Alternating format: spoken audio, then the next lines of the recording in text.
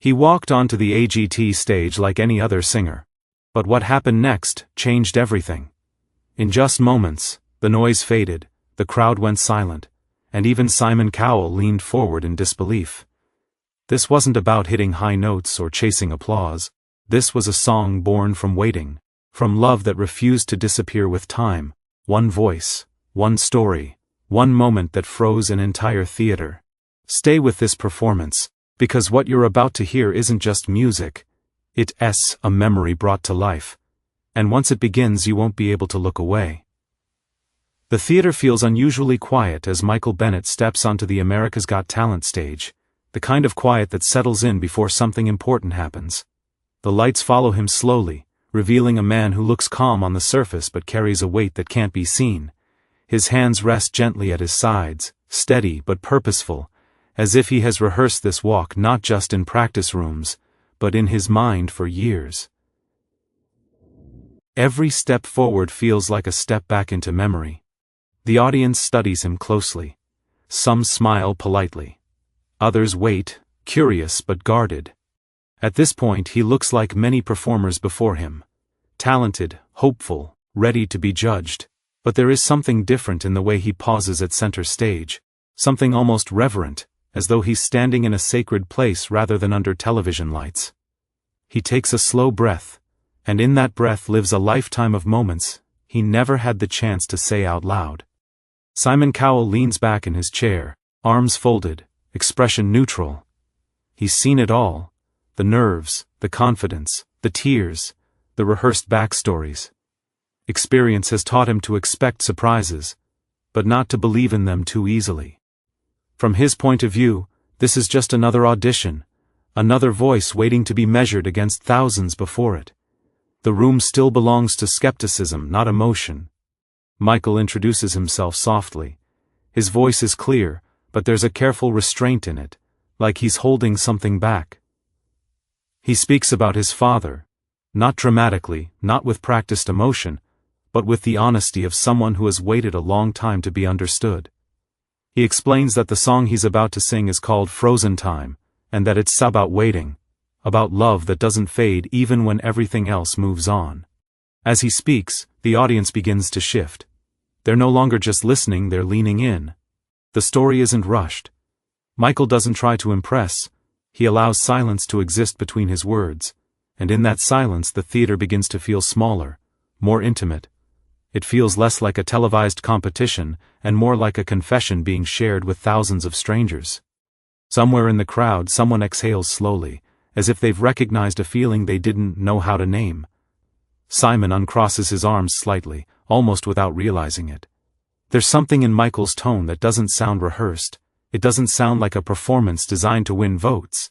It sounds unfinished, like a chapter that has been waiting for its final page.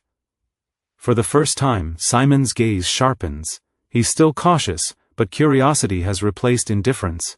The stage lights dim just a little, wrapping Michael in a soft glow.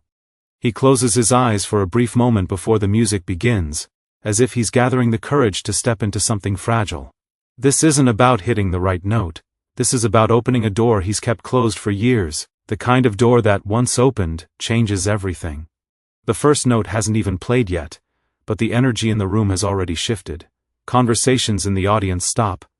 The judges sit forward. Time feels slower, heavier, like it's stretching itself thin. Michael opens his eyes, and for a split second, they glisten. Not with fear, but with resolve. He's not here to prove he can sing. He's here to honor someone who waited, someone who believed, someone whose love lived quietly while the world kept moving. And as the opening melody finally begins to rise, gentle and deliberate, it feels as though the entire theater has agreed, without speaking, to pause. In that moment, before a single lyric is sung, something rare happens on the AGT stage. Expectations dissolve, judgment fades, and everyone, even Simon Cowell, senses it. This is not just the start of a performance. It's the beginning of time standing still. Michael's voice enters the room gently, almost cautiously, as if it doesn't want to disturb the silence it has just created. The first line is soft, controlled, and intimate, carrying a tone that feels more like a memory than a performance. It doesn't reach for attention. Instead, it invites it. The melody moves slowly, each note placed with care, and suddenly the massive theater feels smaller, closer, as though everyone has been drawn into the same moment in time. The audience reacts without realizing it. People lean forward in their seats. A few stop breathing for a second, afraid that even the smallest sound might break whatever is forming in the air. Michael's voice isn't powerful in the traditional sense, but it's heavy. With meaning, it carries the weight of years of waiting, of unspoken words, of love that never demanded to be seen. Each lyric feels lived in, like it has been carried quietly in his chest long before it ever reached a microphone. As the song continues, his voice grows stronger, not louder, but fuller. There's a subtle tremble that slips in and out, not from nerves but from emotion brushing too close to the surface. It's the kind of imperfection that makes everything feel real. The lyrics speak of time moving forward while hearts remain behind, of moments frozen in memory while the world refuses to slow down. And suddenly, the song doesn't feel like Michael's story alone anymore. It belongs to everyone who has ever waited for someone who never came back the same. The camera cuts to the judges. One of them has stopped writing entirely, pen resting motionless in hand. Another watches with eyes slightly widened, clearly caught off guard. And then there's Simon Cowell. His posture has changed completely. He's no longer leaning back, he's forward now, elbows resting on the table, eyes locked on the stage. His face is serious, focused, stripped of its usual skepticism. He isn't judging this moment, he's inside it. Michael closes his eyes briefly as he reaches the chorus, and when he opens them, there's a quiet intensity there. He sings as if he's speaking directly to someone who isn't in the room anymore. The notes stretch, hover, and refuse to rush, mirroring the feeling of time standing still. The music swells just enough to lift the emotion higher, but never enough to overpower the story. Everything remains balanced: voice, melody, silence. In the audience, emotions begin to surface. A woman presses her hand to her mouth. A man wipes his eyes quickly, hoping no one notices. Some people don't even realize they're crying until the tears fall. There's no drama. Tick moment that triggers it. It just happens, naturally. Like the song has unlocked something they didn't know was waiting to be felt. Michael's voice cracks slightly on a single word, and instead of pulling back, he lets it happen. The sound hangs in the air, raw and unprotected. That tiny fracture becomes the most powerful moment so far. It's the sound of someone remembering too much all at once. The crowd doesn't react with noise, they react with stillness. Simon's expression tightens. His eyes flicker, and for a brief second he looks away, then back again. This isn't discomfort, it's recognition. He's seen talent his entire life. But this is something else. This is truth unfolding in real time, and it has caught him completely off guard. As the song builds toward its emotional peak, Michael stands perfectly still, letting only his voice move. The lighting remains soft, almost suspended, as if even the stage refuses to interrupt the moment. Each lyric lands slower now, deeper, echoing through the room long after it's sung. The theater feels frozen, not silent, but suspended between breaths. By the time Michael reaches the final line of the verse, it feels as though the song has wrapped itself around everyone present. The audience, the judges, even Simon Cowell are no longer watching an audition. They're witnessing a moment that can't be repeated. A moment that exists only here, only now. And as the music prepares to resolve, one truth becomes unmistakably clear. Time hasn't just slowed down. It has stopped listening to anything else. The final note leaves Michael's lips almost reluctantly, fading into the air like a memory that doesn't want to let go. He doesn't rush to move or react. He stands still at center stage, eyes closed, chest rising slowly as if he's afraid that opening his eyes too soon might shatter what just happened.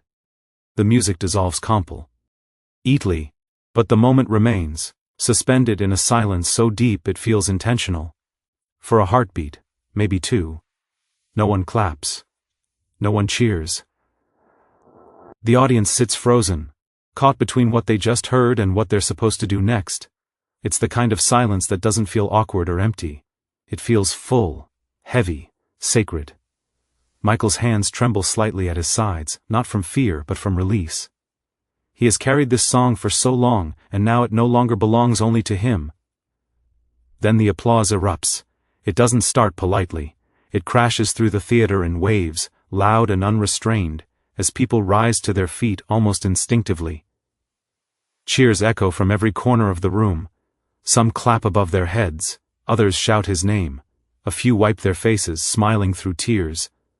Michael opens his eyes and looks out at the crowd, clearly overwhelmed. He nods once, small and grateful, pressing his lips together as he fights the emotion threatening to spill over. The judges stand as well, their reactions unfiltered now that the song has ended. One places a hand over their heart. Another shakes their head in disbelief, still trying to process what they just witnessed. This wasn't just a strong performance. It was a shared experience. One that reached far beyond technique or pitch. And then there's Simon Cowell. He doesn't stand immediately. He remains seated for a moment, hands clasped together, staring at the stage. His expression is unreadable but different. The sharp edge he's known for is gone. In its place is something quieter, something thoughtful. When he finally stands, it's deliberate, respectful. The applause grows even louder when people notice him rising, sensing that this moment has shifted something even for him.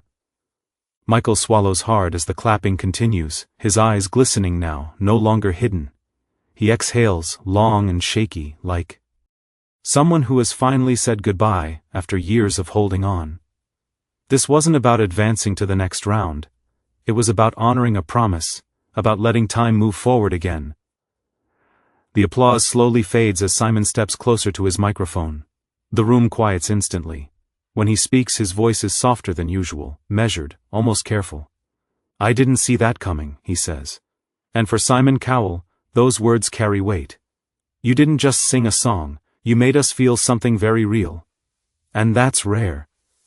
The crowd responds with another wave of cheers, but Michael barely hears them. He's focused on Simon, on the acknowledgement he never expected. Simon nods once more, clearly moved, and for a brief moment, there is no distance between judge and performer, just two people sharing respect. Michael thanks the judges quietly, his voice slightly unsteady. He doesn't over-explain, he doesn't dramatize. He lets the moment speak for itself. As he steps back from the microphone, he places a hand over his heart, a silent tribute to the man who inspired the song. Somewhere beyond the lights, beyond the cameras, it feels as though that tribute has been received. As Michael walks off the stage, the applause follows him, lingering even after he disappears from view. Backstage he pauses, leaning against the wall, closing his eyes once more. A small smile appears, not triumphant, but peaceful. The waiting is over. Out in the theater, people are still buzzing, still processing what just happened. They know they've witnessed something they won't forget. Not because it was loud, not because it was shocking, but because it was honest. On a stage built for spectacle, Michael Bennett did something far more powerful. He reminded everyone that when a story is real enough, when a voice carries truth instead of noise, time doesn't just stop, it listens.